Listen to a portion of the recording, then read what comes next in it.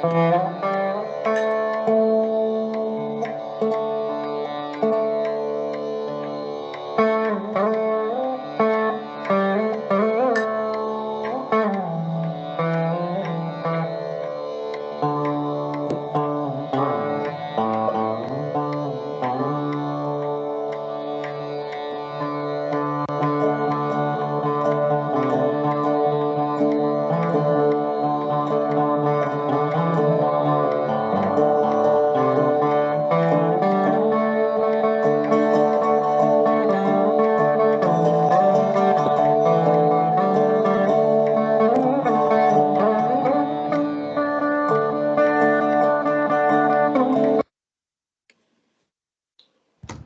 morning and welcome to the Sunday TEE webinar.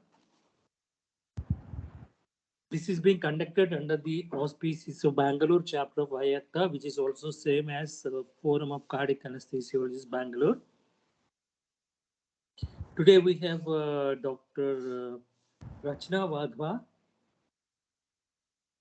to talk about tricuspid regurgitation, very important topic which we deal with on a day-to-day basis. And I would like to request, is there a moderator for this session, Raji?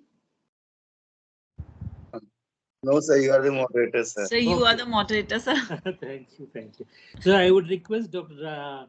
Rachana to carry on the presentation, and at the end of it, we will, if there are any questions and comments, please feel free to make it. Okay. Kindly keep your mics muted except for the speaker, and we will see how it goes. I'm sure it will be exciting. Dr. Rachana, please carry on. Yes, sir. Yes, sir.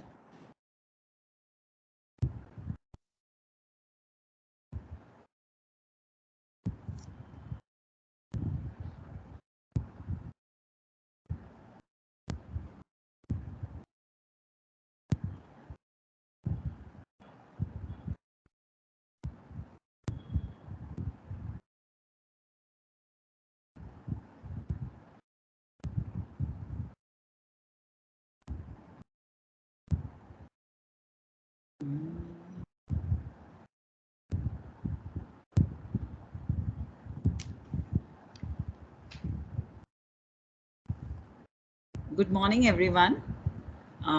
So I begin straight away with my topic, tricuspid regurgitation. I think this is one of the commonest lesions we see even when operating the left-sided valvular heart diseases. So the objectives of my lecture will be that first of all, I'll give you the definition of tricuspid regurgitation. What is it? Then we will see the anatomical aspects with respect to 2D and 3D. We will see the transesophageal assessment and different views, how to assess TR, grading of severity of TR on TEE, and what are the interventions available for us in cath lab nowadays. So to begin with definition, tricuspid valve regurgitation is basically defined as backward flow of blood from right ventricle to right atrium when the tricuspid valve leaflets, they don't coapt entirely and completely. The more the backward flow, the more the severity of tricuspid regurgitation. Progressively, this can change the structure of shape of right ventricle, what we call as right ventricular remodeling, and this may lead to permanent heart damage and variety of other associated problems. So that is why tricuspid valve definitely needs attention. So in earlier days, tricuspid valve, pulmonary valve, they were not given so much of attention. But nowadays, with the advent of 3D echo and the classical echo imaging having advanced technologies, we can assess tricuspid valve. And after having the transcatheter interventions for tricuspid valve, I think the mystery of tricuspid valve is being unraveled nowadays. So to begin with the anatomy, tricuspid valve is the largest and most apically located valve in the heart. So normal orifice area is like 7 to 9 centimeters square. It is basically a low grade. There is a basically low flow and low gradient in the right side of the heart. So the velocities are say like less than 1 and the gradient is less than 2. The tricuspid valve consists of annulus, leaflets, papillary muscles, and chordae tendineae.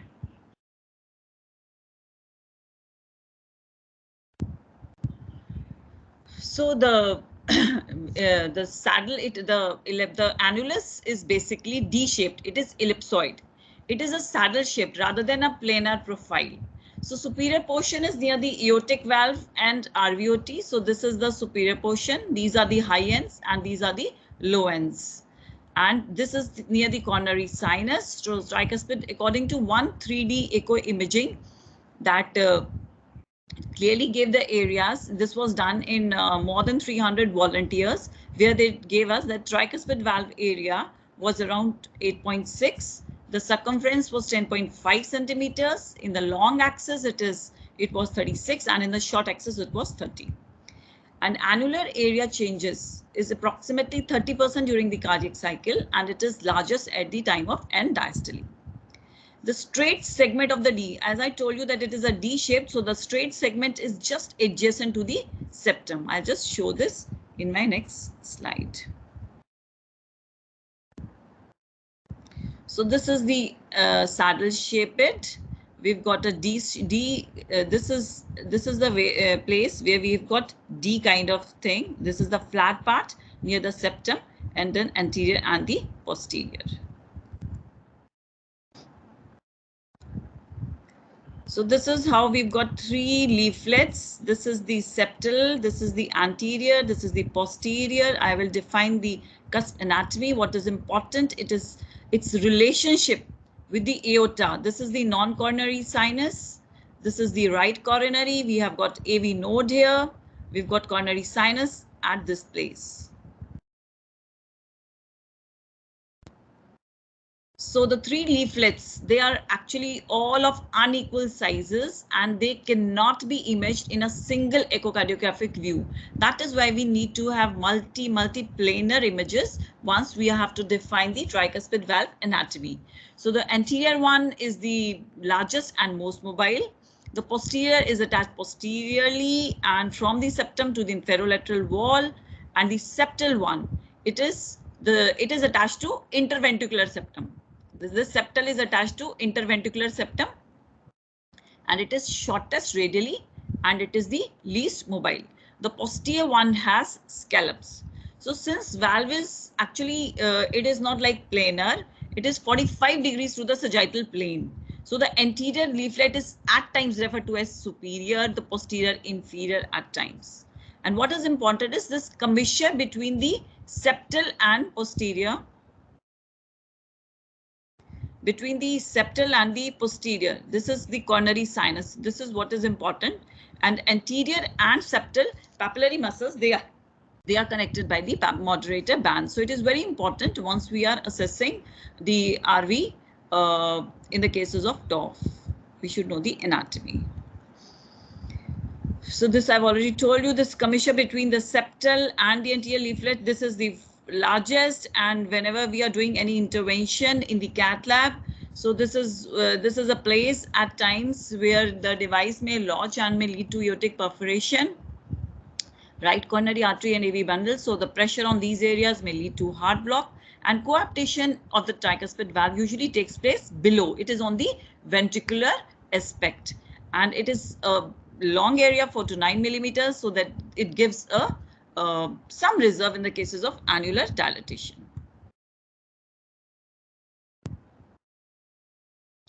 So is tricuspid valve really tricuspid? This was also a mystery, that do we have three cusps always? So on searching the literature, I found that it may not be tricuspid always. So the cusps may vary from 2 to 6. So we've got different type of classification depending on the number of cusps. So type 1 has got 3, which is the most common, like 54%. And then this is type C or 3A, where the posterior has got scallops, or we may call it like 4 kind of leaflets, and this has the incidence of 32%, and 54% people will have that normal tricuspid valve.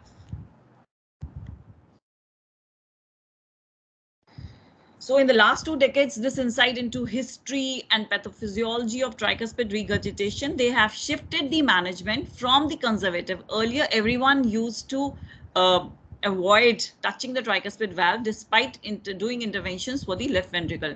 But nowadays, after having the clear additional advanced 3D imaging, accurate assessment of tricuspid valve morphology, we can always have the insight into the mechanism of TR, the severity of TR, what is the extent of right heart remodeling that has already taken place, and on serial we can know TR progression. So these all have shifted basically management from the conservative one to intervention, and just because there are potential prevention of this pathology, so we can always do serial echo and have them. So the primary tricuspid regurgitation, as we all know, there is a primary abnormality of tricuspid valve apparatus. There may be problems with the annulus, maybe the cusp, maybe the chordae tendineae, maybe the papillary muscles. And secondary TR, primary TR is like 8 to 10%, and secondary TR, most of the cases, like more than 80% of the patients, we will have secondary TR. This is because of the dilatation of the tricuspid valve annulus, maybe because of leaflet tethering, RV remodeling due to left-sided heart disease, pulmonary hypertension, or atrial fibrillation, and then we have isolated TR when there is right atrial remodeling. So if we see the image of this, so this is basically showing the primary one. The primary one can be because of pathology in the cusp. Here we've got this flail of posterior segment. There may be any pathology with the cusp morphology, with the tearing of the chordae tendineae, the problem with the papillary muscles, with the RV wall. All these can lead to primary. The secondary one is because of, as we can clearly see, there is dilatation of the RV. Because of this, there is RV remodeling, the geometry changes, the RV becomes spherical, and there may be annular dilatation, and the leaflets, they do not coapt properly. Now this is isolated TR when there is right atrial pathology, right atrial dilatation, and then we've got tricuspid regurgitation because of that. So physiological TR is actually seen in the context of structurally normal valve. It may be seen in normal individuals when there is no dilatation of RV and RA, and it is characterized by narrow laminar jet in a small region close to the valve closure line. Now, if we come to the primary disorders of the tricuspid valve apparatus, why we need to know this? Just because in primary disorders, the intervention will be required most of the times. So as we all know, Epstein anomaly, it involves apical and superior displacement of the tricuspid valve. There is atrialization of the remainder of the right ventricle, and there is a large anterior leaflet, tethered septal leaflet, and there is significant progressive TR as there is no coaptation, or the coaptation point is shifted apically, and gradually because of remodeling, the coaptation fails and there is massive TR in these cases.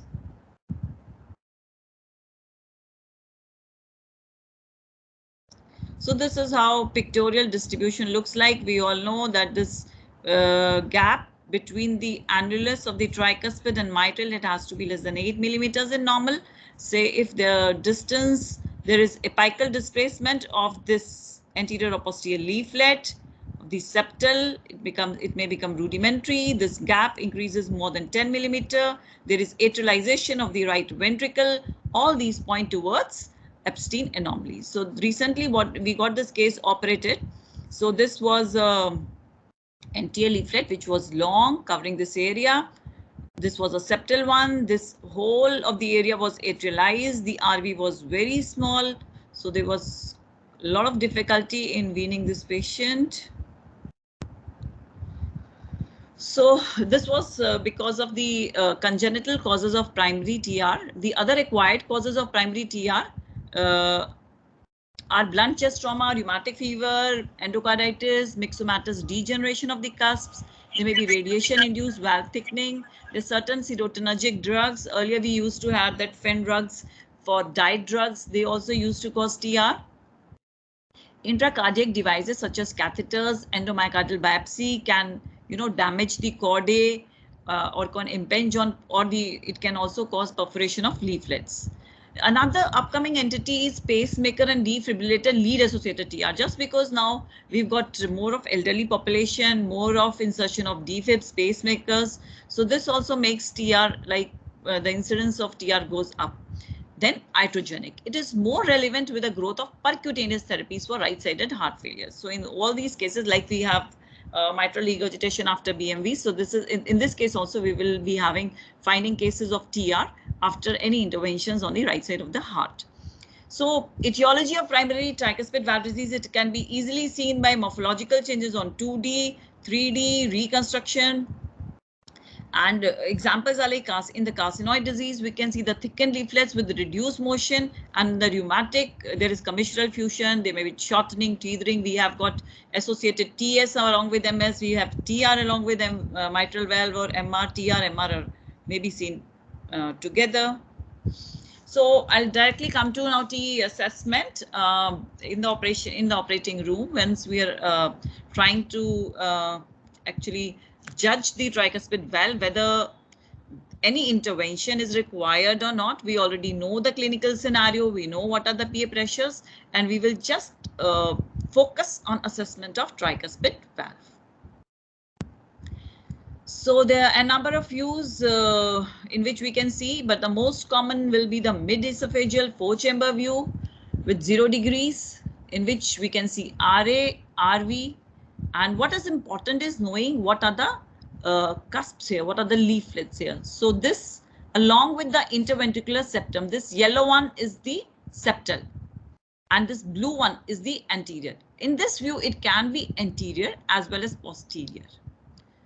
So if we rotate this 90 degrees, what we do is that we will find that this is near to the aorta is the anterior leaflet. And in this view, behind this image comes the green. This green one is the posterior one. So this is mid-esophageal 4-chamber view with 0 degrees. We will find septal here, anterior head, and after 90 degrees of rotation, they will be anterior, and then this is posterior. So one of the good views is once we are approaching towards the transgastric view, that is the distal esophageal view. In this view, we just come close to the RA and RV. So with 0 degrees rotation, we will have a good kind of orientation. There is we can see the posterior leaflet here, and this is the anterior leaflet here. And once we rotate this probe 90 degrees, so this is septal and this is again anterior. So if we just go down and we see the transgastric one. So transgastric 90 degrees rotation, this is the only view where we can see all the 3 leaflets together in one view.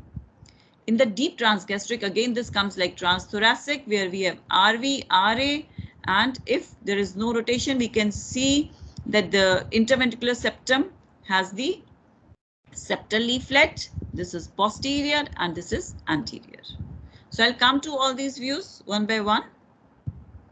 So if we see in the 3D imaging, this is again distal esophageal level. So in this we can clearly see there is failure of coaptation. We've got anterior, posterior, and septal. This is after 3D reconstruction. So this is mid-esophageal 4-chamber view at 0 to 15 degrees. This is septal and it may be anterior or posterior. But what is important is that in this view, the morphology and everything looks good. But if we need to assess the continuous wave assessment of TR jet velocity or pulse wave assessment, this is not a good view just because the alignment of the cursor is not so good with along with the flow. So it should be like this, but in most of the machines we will have it like this. And despite the angle correction, your continuous wave assessment of TR jet velocity may not be perfect. So this is showing TR jet. This we got recently operated in OT. There was an eccentric jet. There was associated MR also, but we'll focus on this. So this was anterior, septal, and we can see the regurgitant volume. In this only we can freeze and we can measure the vena contracta also. We can trace and find the regurgitant area also, regurgitant orifice area, regurgitant volume.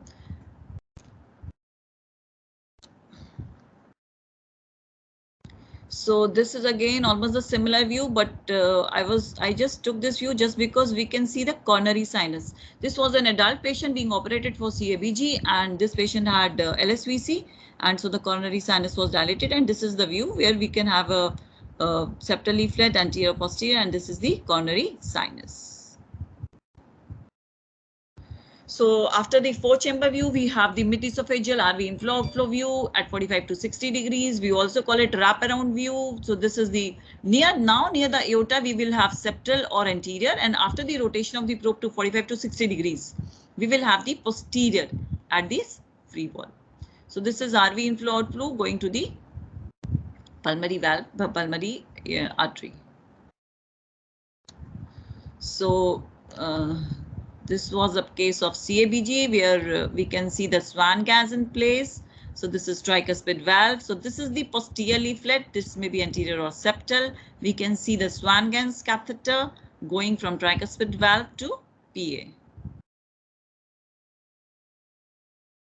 So now we have, once we rotate of the probe to 120 degrees, we can, this is 112 degrees. At the aortic valve short axis, we will have this bicaval view. Once we can see this tricuspid, this is called as modified bicaval view.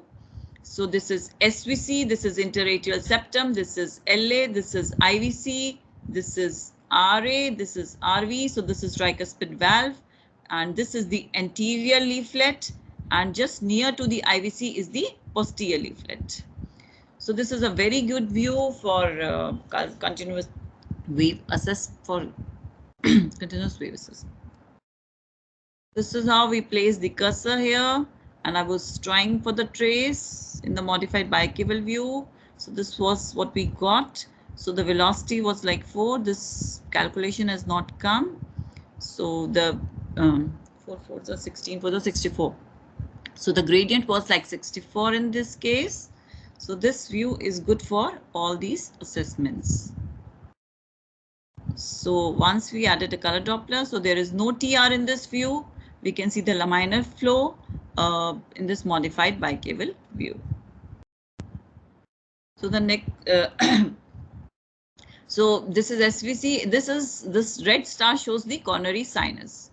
So the TR jet is often well aligned for continuous wave Doppler assessment of this view, or pulse wave assessment of TB inflow is also often well aligned from this view. So if suppose we withdraw the probe and then bring the angle to 0, we can have a 5-chamber view, and we know that near the aorta we will have the septal or the anterior one. So this was the septal. So this all anatomy was to delineate where we have anterior, posterior or septal. They are very important once we are doing the transcatheter interventions in the cath lab. So knowing this is important. So this is the distal esophageal. This gives a very good view just because RA, coronary sinus, they all lie directly in the beam of the probe. So for 3D volumes, for volumetry, this view is also again very good. So this is transgastric basal short axis view. So this is the only view where we can have all the 3 leaflets in one plane. So just near to our probe is the posterior one, just opposite to posterior is anterior, and then this is the septal. I'll show you my image. So this was where we could see all the transgastric basal short axis view. So this was angle of 62, 63 degrees, and then we could see this is the posterior, anterior and septal.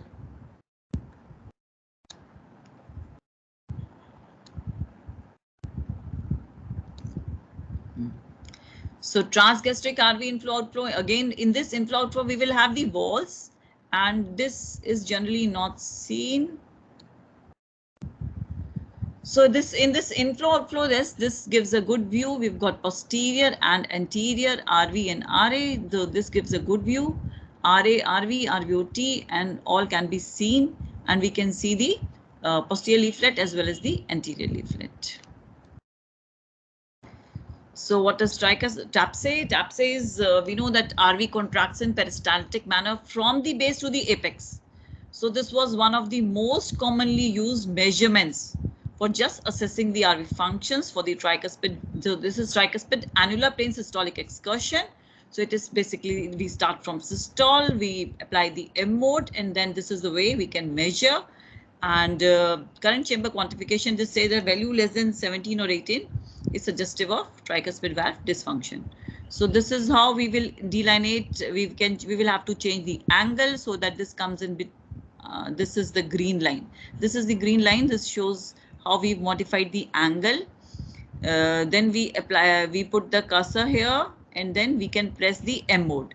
So this is from the systole to diastole. This is how we can calculate the TAPSE.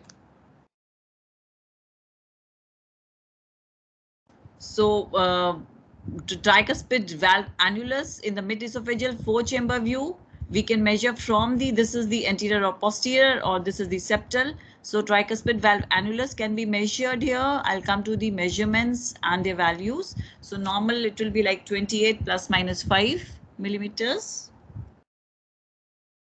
Measurement of IVC diameters in the cases of TR.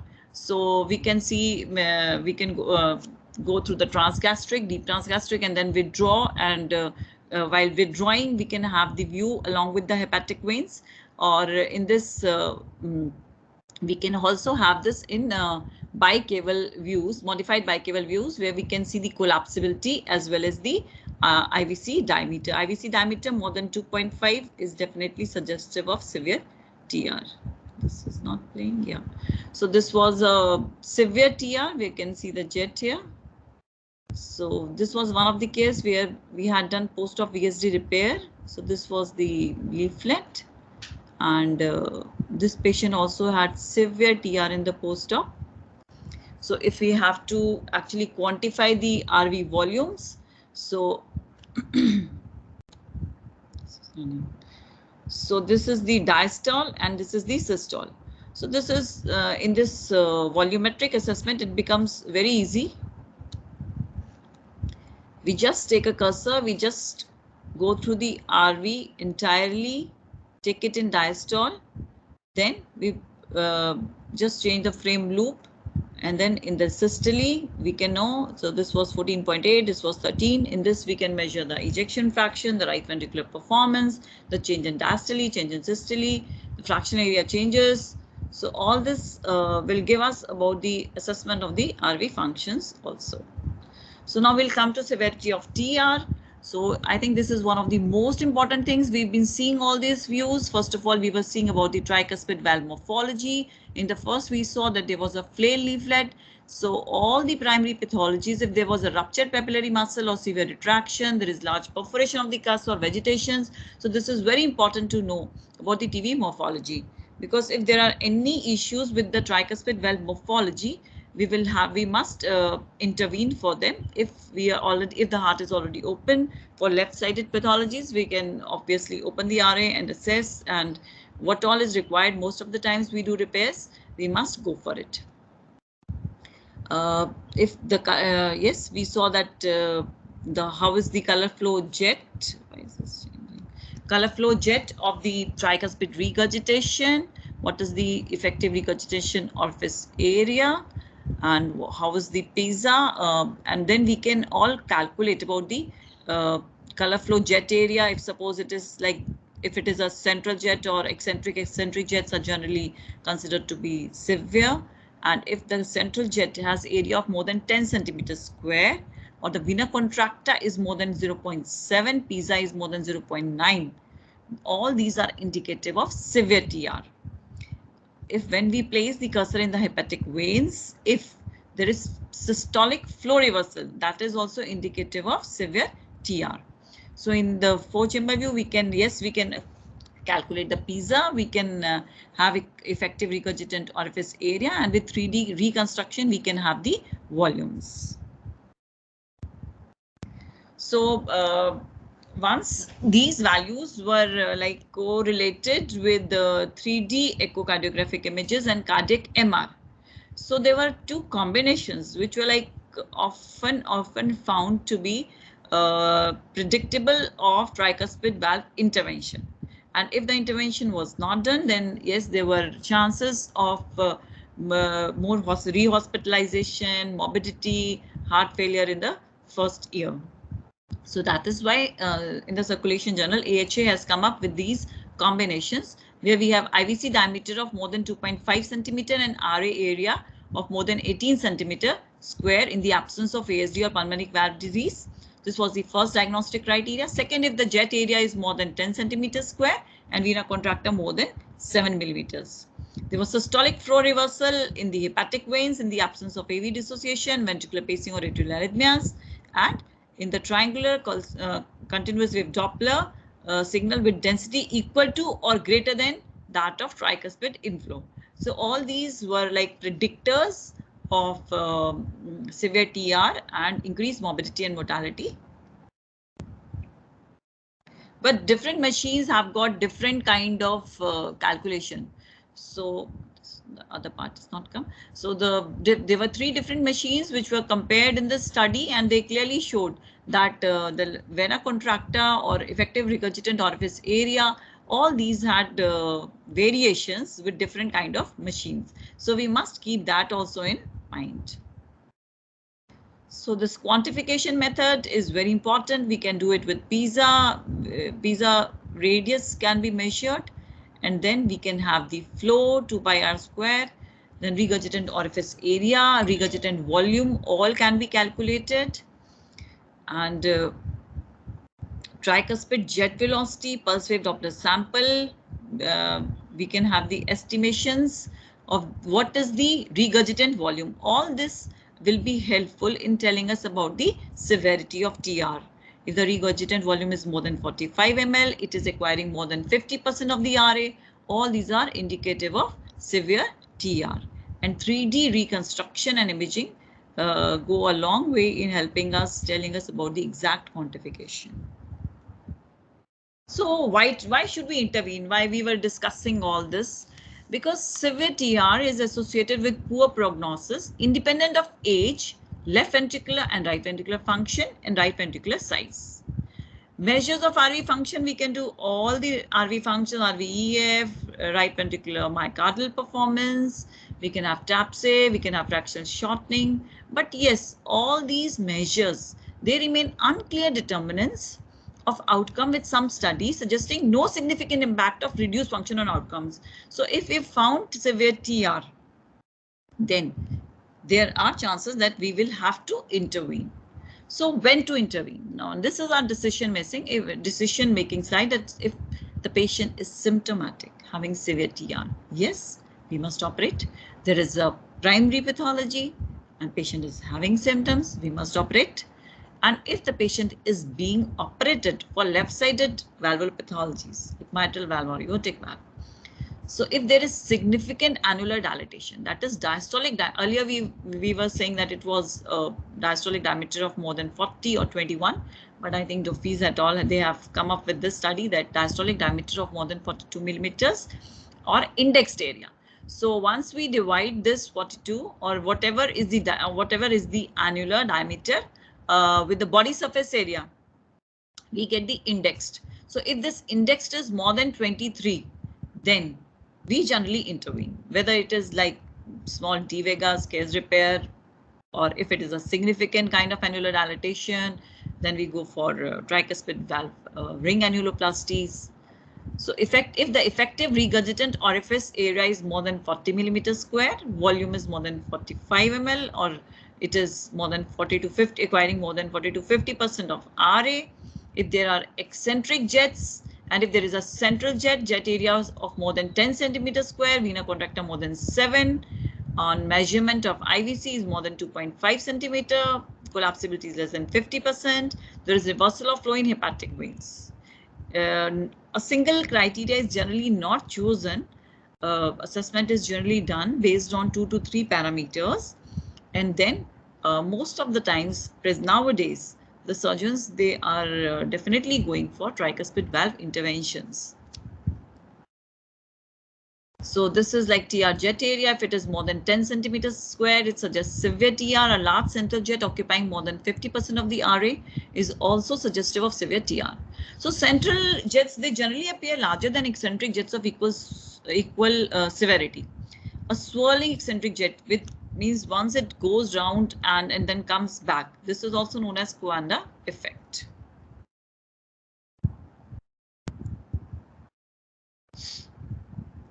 So a swirling eccentric wall impinging jet, Coanda effect, reaching the posterior RA wall.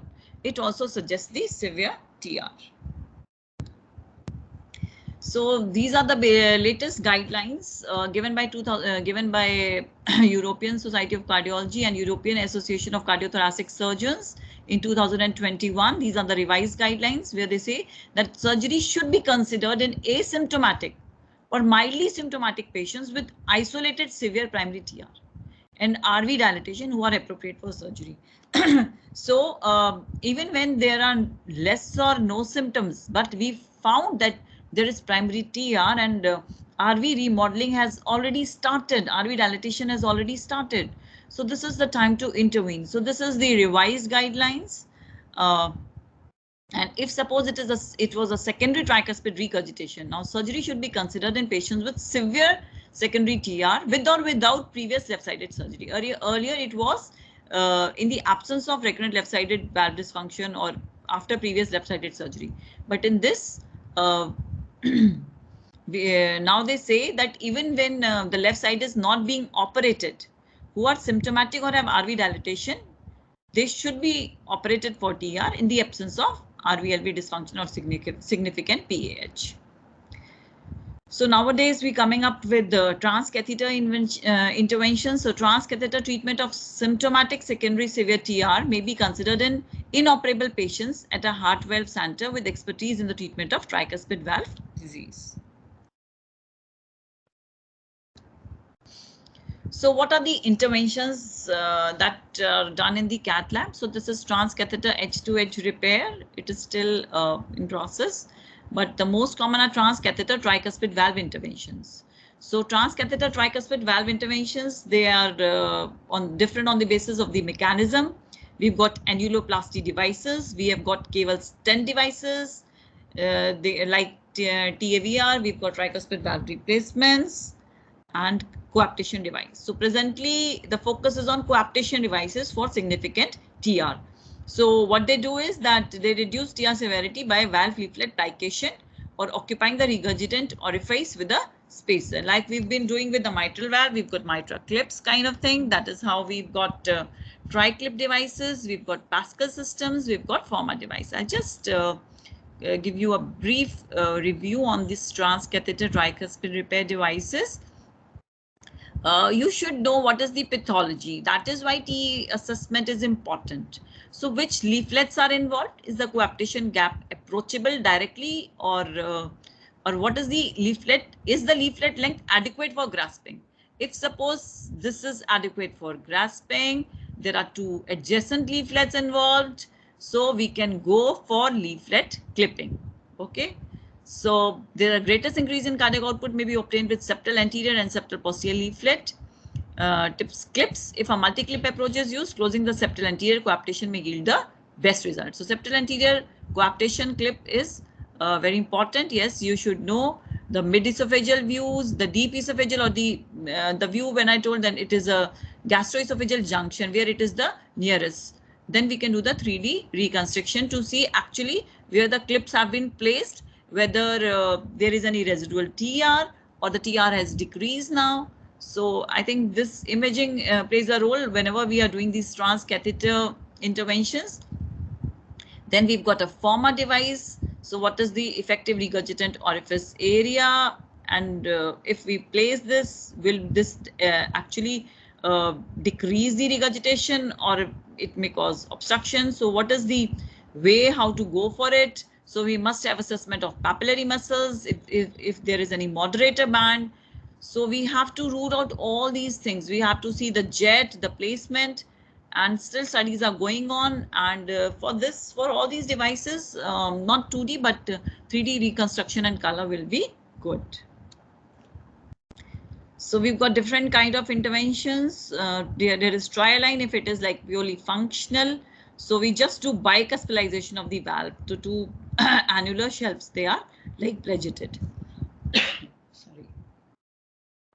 So as we have seen that we were like saying that vena contracta is more than 7, but then there are different gradings like massive and torrential, and this grading was actually given so that they could actually see the progression of the disease, the morbidity, mortalities, and they saw that with having massive or torrential, once the regurgitation fraction increased, so there were more chances of rehospitalization, of heart failure, and increased morbidity.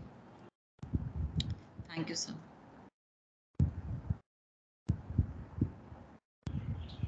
Thank you, Rachana, for that excellent talk on TEE assessment and when to address TR. Very well done. Congratulations. Thank you, sir. I think you have covered most of the important points. Not the entire topic. I have just focused on TE and transcatheter, and for the basis, I thought anatomy. I think half an hour I could not do justice to adding a number of things. What we should be doing is we must go through the guidelines for the interventions. They are massive guidelines given in 2021, and I picked up only the revised ones. But there are detailed guidelines which I did not cover because of paucity of time. So, right. These are No, I'm very happy with the way you dealt with the topic. You defined what is tricuspid regurgitation, then you describe the anatomy. Few images I did on TE that did not come. So that I should have shown, and I'm sorry they could not. I don't know. I did it on my screen, that effective regurgitant orifice area, the jet volume. I did it on the screen, but I don't know. It did not come in the slides once I took it from. Not to worry. So that way, these are my limitations. It was done well. The important points I would like to reiterate that tricuspid is one of the largest valves. Yes, actually, it is the largest valve with the area of 7 to 9 square centimeters. There are 3 commissures, there are 3 papillary muscles, 3 leaflets, and the views for TE were mentioned. And the classification of tricuspid regurgitation into primary and secondary. And what are the criteria for defining tricuspid regurgitation as severe was mentioned in a very eloquent manner. And the other interventions were mentioned, catheter-based interventional techniques were mentioned at the last, towards the end of the talk. I think, sir, everyone has seen De Vega's case and tricuspid valve annuloplasty. So I did not go on that. But then, yes, I should have mentioned the surgical people. They just try to pause whenever there is more of tricuspid valve annulus area. Like if the indexed is more than 23, 24, they will definitely go for De Vega's case. This is common. Yes, I agree. Yes. And only one point I would like to mention is that the assessment of tricuspid regurgitation, especially in terms of addressing it surgically, is preferably done preoperatively, because with the induction of anesthesia and associated decrease in systemic and pulmonary vascular resistance. So once we take the patient, we do the thoracic echo in OT before anesthetizing. And then we go for transesophageal echocardiography. You're right. Only the refinement of the diagnosis and the pathological nature of the lesion can be assessed in by TE intraoperatively. Yes. And there's one question here. Why you do not address tricuspid regurgitation during mitral valve surgery? That's the question. No. Why we don't address? 1 minute. Let me read it properly. 1 minute. Reason to not address TR during mitral valve surgery. See, I just now told that if suppose the mitral regurgitation is associated with severe PAH and RV remodeling has already occurred, If there is less of RV remodeling and the tricuspid annulus indexed is less than 23, we do not need to address. We do not need to address. So most of the times, if you've done this assessment and once your backward pressures from PA decrease, so this functional TR will automatically be all right. The RV remodeling regresses. But if this indexed is more than 23, 24, then we must address it. Otherwise, we will have these patients in our follow-up after 1 year, after 2 years, after 3 years. So it is not that we do not address. There are different criteria for addressing.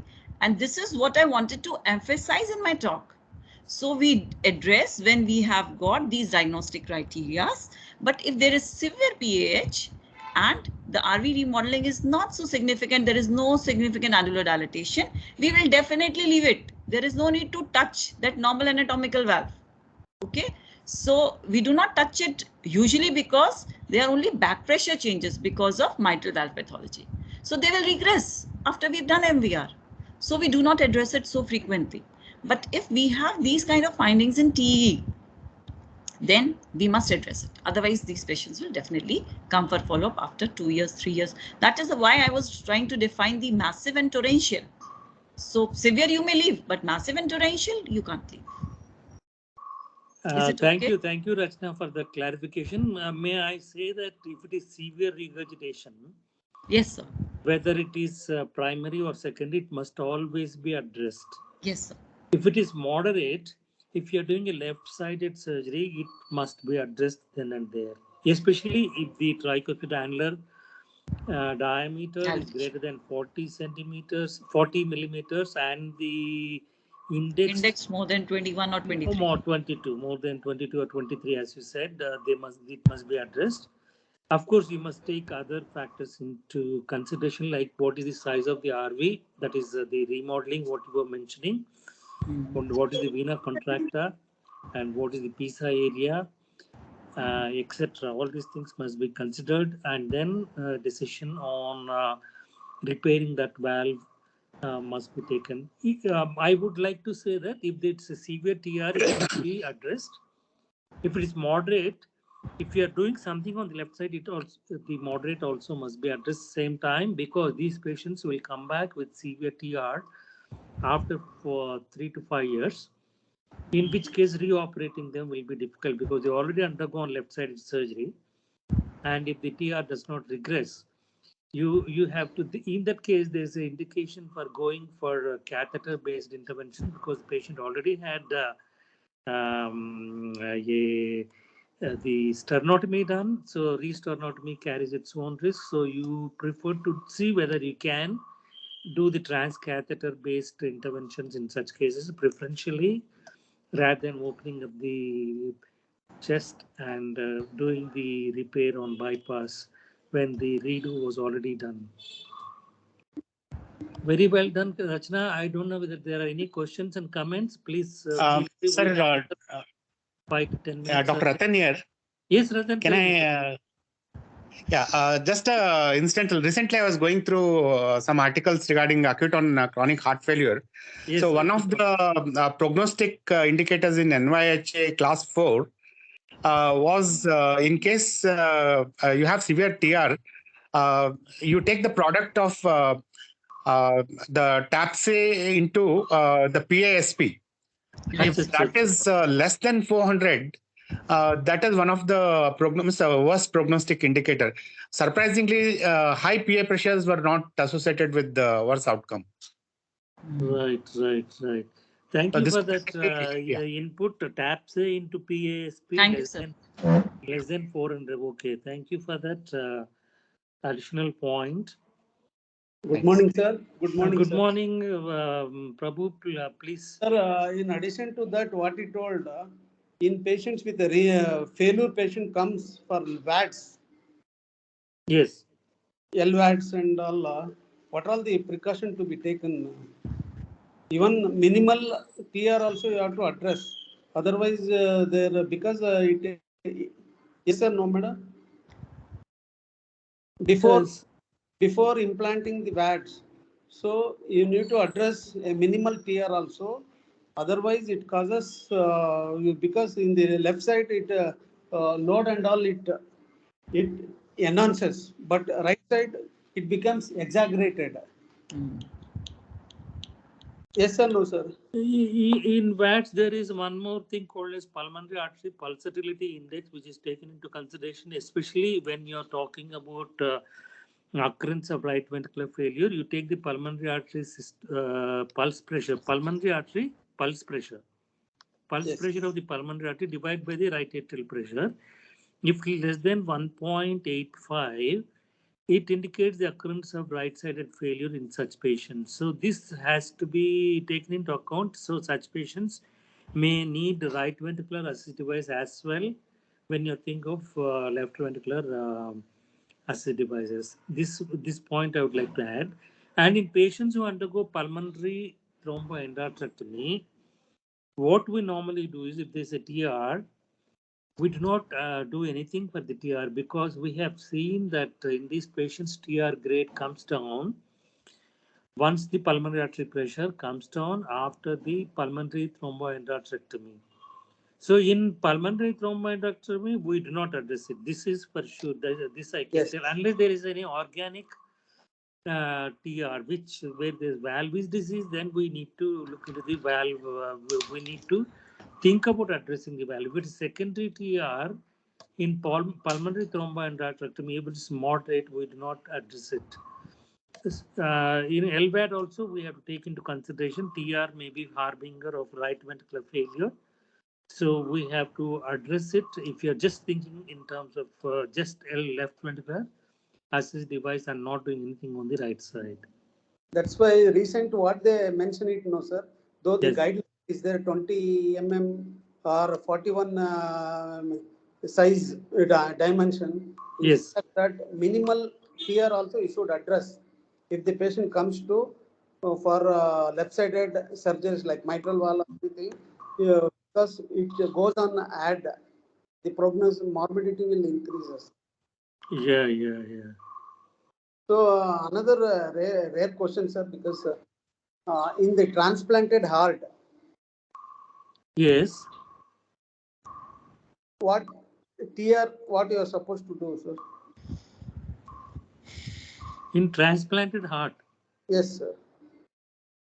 See, if it is because of secondary TR in transplant, because of increasing the pulmonary artery pressure, we have to take all the measures needed to maintain the pulmonary artery pressure and left-sided failure, if at all it is there.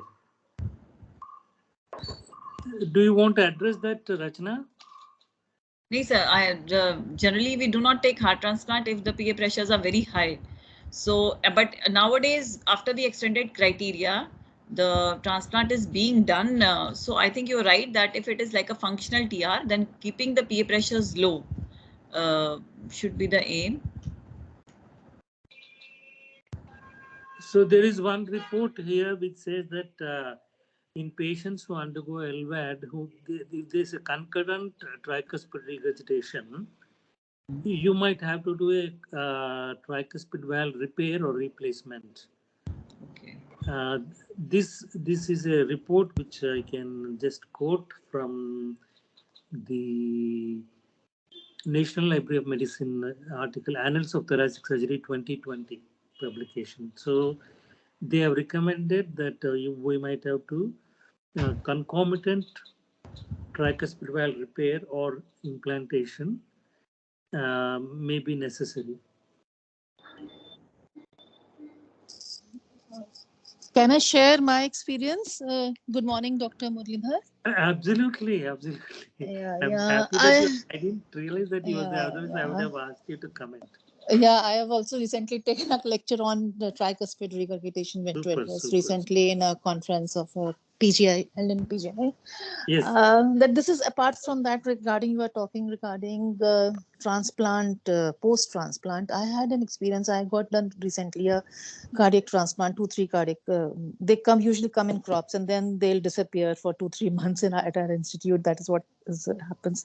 So I happened to get done 2 consecutively, and in one of the cases, our surgeons were apprehensive about tricuspid regurgitation, as you have said, as people have some of the of the audience have come up with the thing that TR is one of the predictor of failure of heart transplant. Right. So our surgeons were also apprehensive again and again, inquiring about the tricuspid regurgitation. My case was a case of a, it was based on the vena contracta. It was moderate, but it was a wall hugging jet. So it was rated as a severe TR. So, however, they said they will address, but then again, they were confused. They did not address it. So in the post-op, what happened to the patient? Then there was an RV failure. They had to put a RVAD on the patient, and ultimately patient succumbed. Right. So I think this is a valid point. Probably one should consider tricuspid valve repair if it is moderate to severe TR. That's what it is. That is my experience now, says. When I compared, when I saw the patient with the TR, and then what happened in the post-op. That's one case anyway. So the case reports also, one of the viewers have commented previously. So maybe it is right. We should think of repairing it. Thank you, ma'am. Thank you for your really value your opinion. Thank you. One more point I would like to say. I slightly differ from you. Sorry. It is no problem. So even the guidelines of 2020, they were AHA valvular guidelines have come up. So there also, according to those guidelines, if we are addressing severe TR, always we have to address it. Yes. But however, the TR is less than severe, then we need to go in for the tricuspid valve annulus sizing.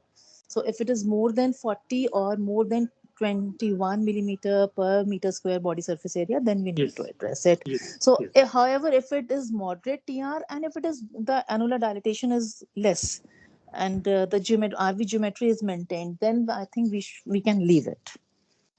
That is one thing. So it was a very good lecture by Dr. Rachana. I congratulate her for that. The only point I think she has herself committed that was missed out, the detailed guidelines approach that the 2020 have come up with a goal-directed management, where they have divided the tricuspid regurgitation into 3 stages. Can I share if there is a time? Yes, absolutely. They have staged this 2020 guidelines have staged stage B, C, and D. That is, one is stage B is progressive. That is, it is less than severe. They have criteria. These are I also made this. Criteria are less than severe. Asymptomatic and symptoms. So this is A, B, C, D. And C and D have to be addressed. They have not said A. They have talked about B, C, and D only. B is anyway less than severe. The criteria is vena contracta less than 0.7 and regurgitation volume and based on effective orifice area. So it is less than severe. And C is asymptomatic TR and D is symptomatic TR. Yes, ma'am. So this is A, B, C, D. B, C, D. It is not A. It is B, C, and D. And they have not talked about A in any of the cases. I think they have done the same for all the valves. I have not gone through the other literature regarding other valves, but tricuspid, yes, I have recently visited the site. And then according to that, they have classified whether it is asymptomatic or it is symptomatic. And if it is even primary TR, they with progressive RV dilatation, they without any, especially to open up for tricuspid valve repair or surgery, they have promoted this. So these guidelines are basically similar to the guidelines we had of Nishimura et al. In 2014. And they didn't do anything about tricuspid valve in 2017. And now they have just made, I think, 1 or 2 modifications only to their previous guidelines, not much. So that is it. And then 2021, Madam has already said about it. Dr. Rachana has already spoken about it. So it was I really enjoyed the talk. She has really talked elaborately about tricuspid valve, starting from anatomy to the various views and all the how to assess. Thank you, ma'am. That's right. That's right. Thank you. There is one question about what are the causes for right ventricular failure after heart transplantation. I think that is the one. Let me see the question. What is the reason for RV failure in transplant patients?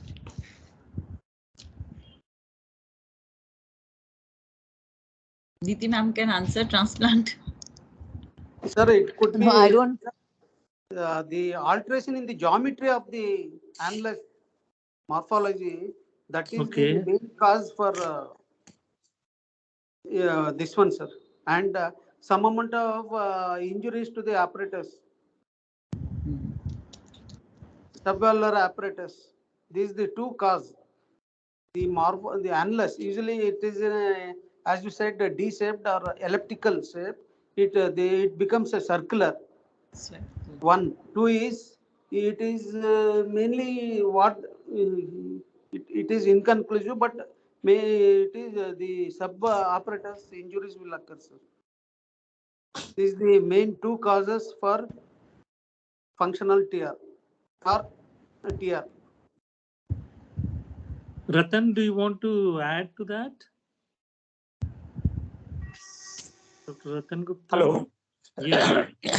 Sir, one of the causes is the myocardial protection might be a problem. Correct, correct.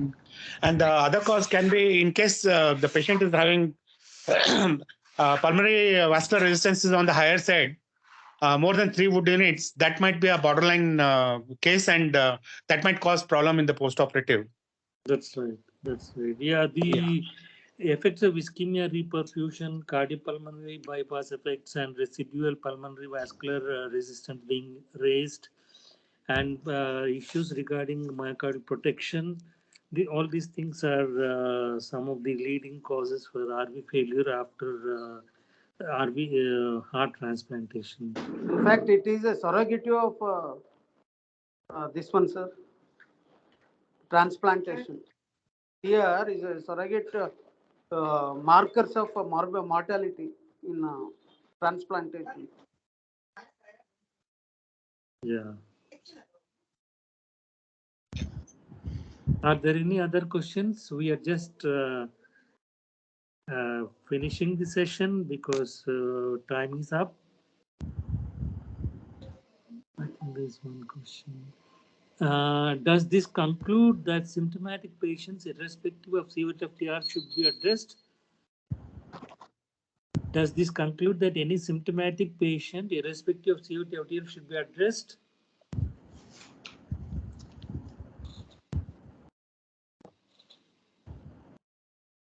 Rachana, would you like to take that question? So symptomatic is now it is important to see whether the symptoms are actually because of tricuspid.